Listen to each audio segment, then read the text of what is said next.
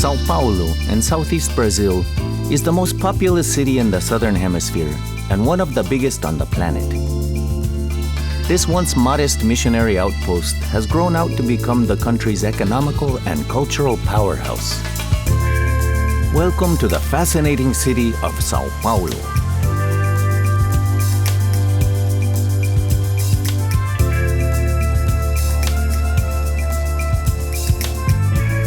This is the city, fondly known as Sampa.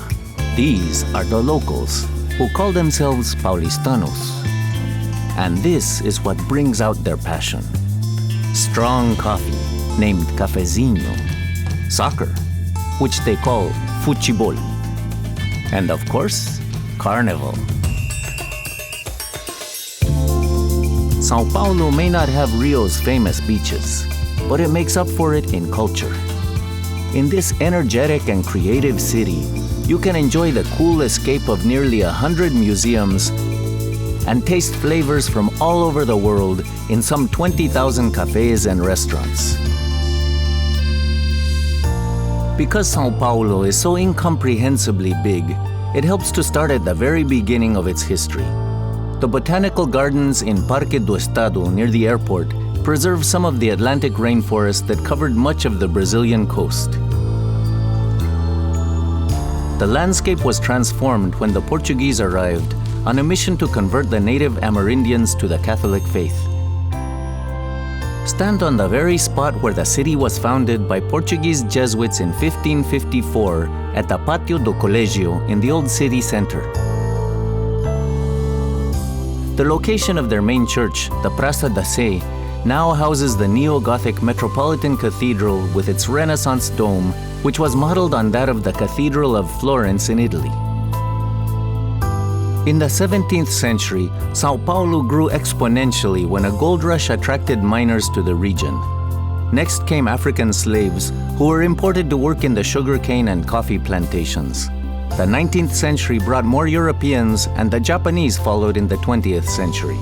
The resulting melting pot of cultures is the pulsing engine that now drives Brazil's economy.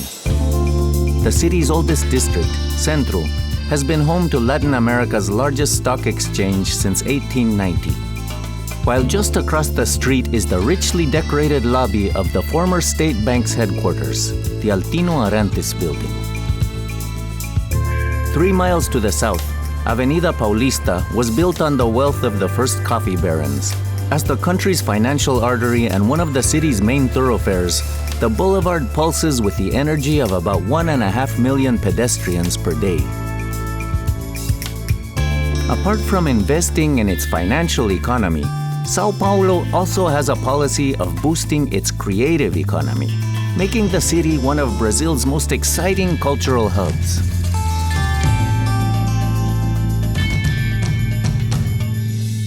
The Avenida Paulista is home to the gravity-defying Sao Paulo Museum of Art. Inside, view paintings by acclaimed European masters such as Van Gogh, Raphael, and Picasso, as well as Brazil's own leading artists.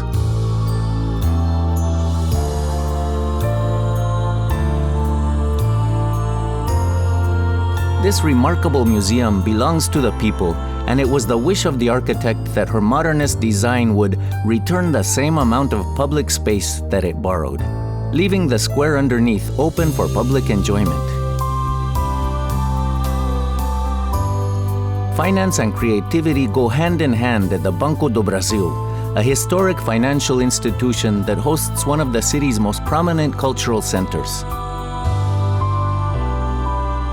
In a city that sees more than 1 million cars crisscrossing hundreds of miles of interconnected highways each and every day, the pedestrianized Viaduto Santa Ifigenia is a breath of fresh air.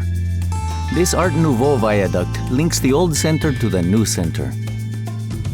Tour the nearby century-old Municipal Theater, a Beaux-Arts building dedicated to ballet, opera, and other stage shows.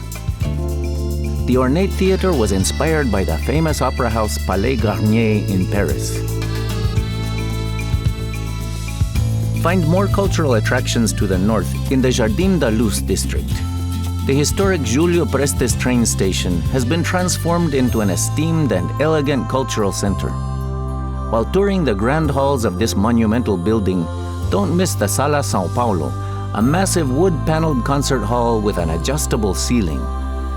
The resulting acoustics are said to rival those of the famous concert halls of Vienna and Berlin.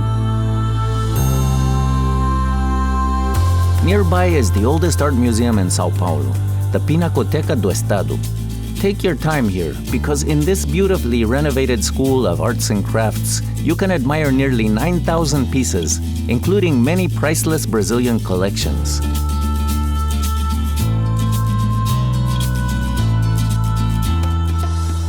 There is no better place to experience Brazil's culinary culture than the nearby Mercado Municipal, with its delicious displays of homegrown fruits, cheeses, meats, and other local specialties. Find a table on the mezzanine level to look down on the hustle and bustle and admire the richly decorated windows of this impressive market hall. An eye-catching building of a completely different kind is the Ibirapuera Auditorium, designed by Brazil's prolific architect Oscar Niemeyer. It's part of Ibirapuera Park in the south of the city.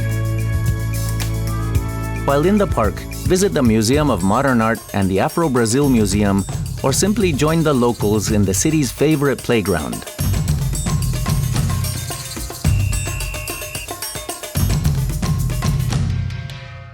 São Paulo wouldn't be a Brazilian city if it didn't have an arena devoted to the nation's biggest sports heroes.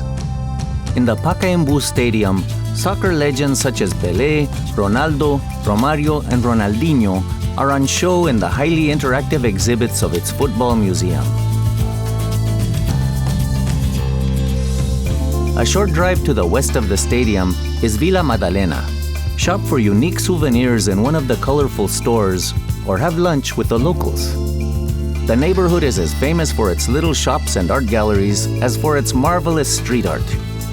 Some of these artists have since made a name for themselves on a world stage.